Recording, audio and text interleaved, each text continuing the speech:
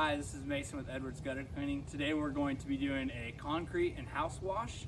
So with the concrete, we're able to use the pressure washer and the surface cleaner to get all the stains off the concrete. And there's a lot of staining on the brick and the sides of the house here. So we're gonna be able to use the soft wash system. So that's applying low pressure with different solutions and soaps to really get all that staining off the brick. The customer's given us permission to film here. They're gonna be selling the house soon, so really want to make it look great.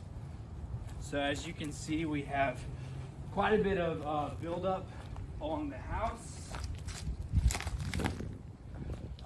Quite a bit of staining on the house. There's a lot of algae buildup like that, just along the whole house. And then this sidewalk is pretty dirty, so we're gonna be able to get all this treated. All of this algae growing right here, we're gonna be able to treat that and get that all.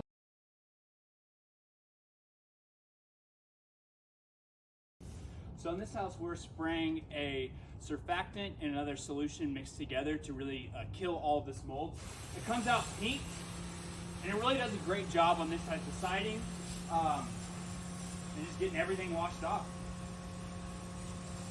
Taken care of, and really just get this house ready to be sold and looking great.